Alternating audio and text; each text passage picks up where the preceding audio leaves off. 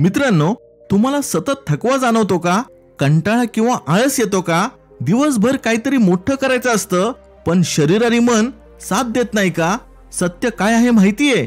आळस हा तुमचा स्वभाव नाही, तर ती फक्त एक सवय आहे आणि प्रत्येक सवय बदलता येते.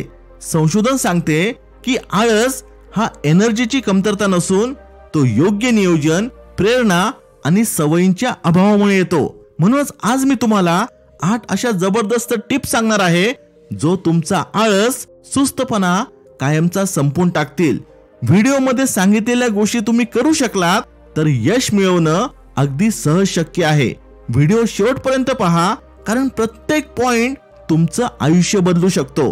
पहिला पॉइंट आहे, मुळात तुम्ही आळशी नाही. मित्रांनो, ही गोष्ट नीट लक्षात घ्या. बहुतेक लोक स्वतःला आळशी म्हणतात कारण त्यांना वाटतं की त्यांच्याकडे कोणतेही काम करण्याची एनर्जी नाही. पण सायकोलॉजी टुडेच्या संशोधनानुसार आळस म्हणजे एनर्जीची कमतरता नव्हे, तर ती एनर्जी चुकीच्या ठिकाणी वापरली जाते. म्हणजे social media, Instagram, Netflix, games यासाठी तुमच्याकडे एनर्जी आणि वेळ दोन्ही असतो, पण जबाबदारीच्या आणि मेहनतीच्या कामांसाठी तुम्ही टाळाटाळ करता. म्हणून लक्षात ठेवा, तुम्ही आळशी नाही, फक्त तुमची एनर्जी योग्य ठिकाणी वापरण्याची गरज आहे. सीमा नावाची एक मुलगी असते. ती तिच्या अभ्यासाकडे फारसे लक्ष देत नाही, नेहमी कंटाळलेली असते. त्यामुळे तिचे शिक्षक व कुटुंबीय तिला आळशी समजतात. तिला समजतच नसते की ती अभ्यासापासून का लांब पळते. एके दिवशी तिची एक मैत्रीण तिला चित्रकला स्पर्धेची माहिती देते आणि तिला भाग घ्यायला सांगते. सीमा इच्छा नसतानाही त्यामध्ये भाग घेते, पण जसजशी ती चित्र काढायला लागते तसतसा तिला खूप आनंद मिळतो. तिला जाणवते की चित्रकला हे तिचे खरे टॅलेंट आहे. ती चित्रकलेमध्ये जास्त लक्ष घालायला लागते, नवीन टेक्निक शिकते आणि सोशल मीडियावर आपली कला शेअर करू लागते. आणि ह्या क्षेत्रात तिला करिअर करण्याची संधी मिळते. ज्या लोकांना ती आधी आळशी वाटायची ते आता तिची स्तुती करायला लागतात. म्हणजे सीमा वास्तवात आळशी नव्हती, तर ती चुकीच्या दिशेने प्रयत्न करत होती. प्रत्येक व्यक्तीला कोणत्या ना कोणत्या गोष्टीमध्ये इंटरेस्ट असतो, पण जर त्याला आपली आवड सापडली नाही तर त्याला काम करायची इच्छा होत नाही. म्हणून लक्षात ठेवा, तुम्ही आळशी नाही, तुमच्याकडे प्रचंड एनर्जी आहे, फक्त ती योग्य दिशेने वापरण्याची गरज आहे. दुसरा पॉइंट आहे, आधीच दिवसाचे नियोजन करा. आपला मेंदू नेहमीच पर्यायांमध्ये अडकत असतो. जर आपल्याकडे खूप सारे पर्याय असतील तर काय करावं याचा विचार करण्यातच जास्त वेळ आणि ऊर्जा खर्च होते, आणि मग त्या कामाला सुरुवात करायची वेळ आली की आपल्याला आळशी वाटायला लागते. उदाहरण म्हणजे, सकाळी उठल्यावर तुम्हाला ठरवता येत नसेल की दिवसभर काय करायचंय, तर तुम्ही बहुतांश वेळ नेमकं काय करू याच विचार करण्यातच घालवता. मेंदू थकतो, शेवटी काही काम होत नाही, फक्त वेळ वाया जातो. यावर सोपा उपाय म्हणजे दिवसाचे आधीच नियोजन करून ठेवा. रात्री झोपण्याआधी दुसऱ्या दिवशी काय करायचं आहे त्याचे नियोजन करून ठेवा. सगळ्यात कठीण आणि महत्त्वाचं काम सकाळी सर्वात आधी करा. तिसरा पॉइंट आहे, रोज सूर्यप्रकाश घ्या. मित्रांनो, आपण सूर्यप्रकाशाला फारसं महत्त्व देत नाही, पण तो आपल्या मानसिक आणि शारीरिक आरोग्यासाठी खूप आवश्यक आहे.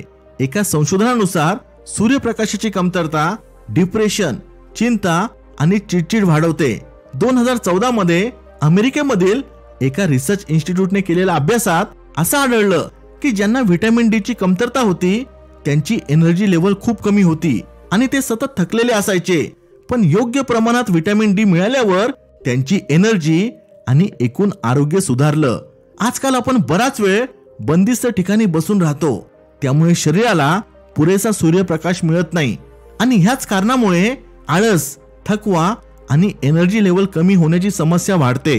सूर्यप्रकाशामुळे शरीरात मेलाटोनिन नावाचं हार्मोन तयार होतं, जे आपल्या स्लीप सायकल आणि सर्कॅडियन रिदमला नियंत्रित करतं. यामुळे शरीराला कधी झोपायचं, कधी जागं राहायचं याची जाणीव होते. त्यामुळे चांगली झोप लागते आणि आपल्याला फ्रेश वाटते. चौथा पॉइंट आहे, दिवसाची सुरुवात पॉझिटिव्हिटीने करा. अनेक लोकांना आळशी वाटण्याचं मुख्य कारण म्हणजे त्यांच्या विचारसरणीत सतत नकारात्मकता असते. ही लोक निगेटिव्ह बातम्या बघतात, सोशल मीडिया किंवा निगेटिव्ह लोकांमध्ये जास्त वेळ घालवतात. संशोधनानुसार आपल्या मेंदूमधील 80% विचार हे नकारात्मक असतात. त्यामुळे आपण पॉझिटिव्ह ऍक्शन घेऊ शकत नाही आणि आपल्याला जास्त आळस येतो. मॅकगिल युनिव्हर्सिटीच्या शास्त्रज्ञांनी माणसाच्या वागणुकीवर संशोधन केले. त्यांनी लोकांना बातम्या वाचायला दिल्या आणि पाहिलं की बहुतेक लोक सकारात्मक बातम्यांपेक्षा फक्त नकारात्मक बातम्यांवरच जास्त वेळ घालवत होते. एवढी निगेटिव्हिटी मेंदूमध्ये भरल्यानंतर मेंदूकडे कोणतंही प्रोडक्टिव्ह आणि सकारात्मक काम करण्याची एनर्जी राहत नाही. त्यामुळे आपण नेहमी आळशी आणि थकलेलं वाटतो. सकारात्मक दिवसाची सुरुवात करण्यासाठी रोज सकाळी सकारात्मक गोष्टी वाचा किंवा ऐका, ध्यानधारणा किंवा प्रार्थना करा. आपल्या ध्येयावर लक्ष केंद्रित करणारी मोटिवेशनल गोष्टी बघा किंवा ऐका. हे वाक्य मनात करून ठेवा. तुम्ही निगेटिव्ह मेंदू घेऊन पॉझिटिव्ह आयुष्य जगू शकत नाही. 5वा पॉइंट आहे पोषक आहार घ्या, जंक फूड खाणे टाळा. अमित आणि रोहन दोघेही ऑफिसमध्ये एकाच पोझिशनवर काम करतात. दोघांनाही सकाळी लवकर उठून कामाला जायचं असतं, पण त्यांच्या दिवसाची सुरुवात अगदी वेगळी असते. अमित सकाळी उठल्यावर घाईघाईमध्ये ब्रेकफास्ट म्हणून पॅकेज फूड किंवा बिस्किट खातो. दुपारी फास्ट फूड जसं की बर्गर किंवा पिझ्झा ऑर्डर करतो. दिवसभर चहा, कॉफी आणि साखरयुक्त कोल्ड्रिंक्स घेत राहतो. त्यामुळे तो सतत थकल्यासारखं, सुस्त आणि अनमोटिवेटेड राहतो. त्याला कामावर लक्ष केंद्रित करायला खूप त्रास होतो आणि तो लवकर कंटाळतो. रोहन सकाळी उठल्यावर पोषक नाश्ता करतो, जसे की शिरा, उपमा किंवा फळं आणि बदाम खातो. दुपारी घरी बनवलेलं पौष्टिक अन्न खातो आणि थोड्या थोड्या वेळाने फळं किंवा सुकामेवा खात राहतो. दिवसभर भरपूर पाणी पितो. त्यामुळे त्याला दिवसभर ताजतवानं वाटत राहतं, कामात एकाग्रता राहते आणि आळस वाटत नाही.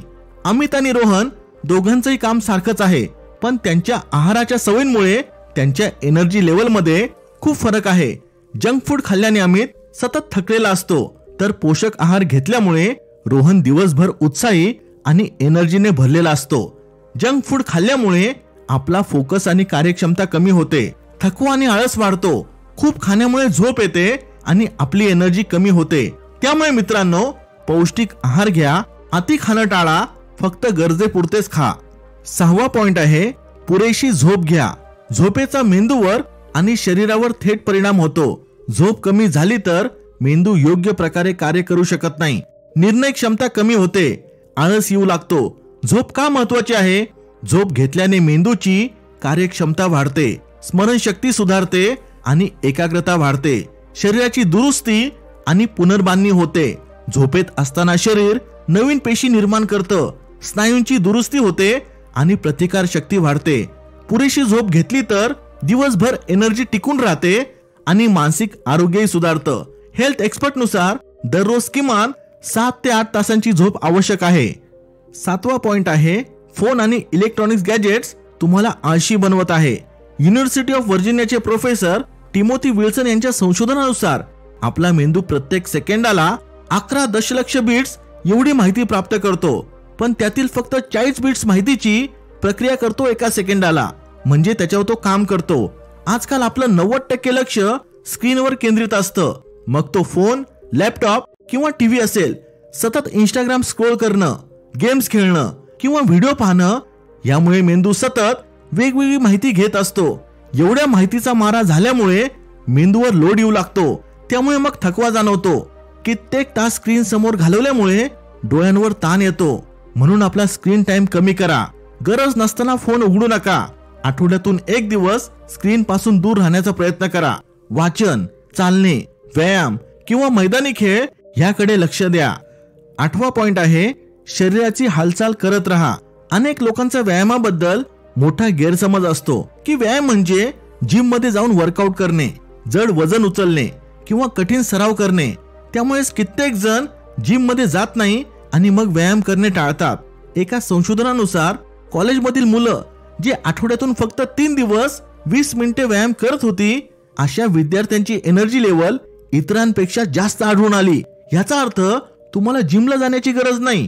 तुम्ही फक्त योगा, स्ट्रेचिंग किंवा चालण्यास सुरुवात केली तरी पुरेसे आहे.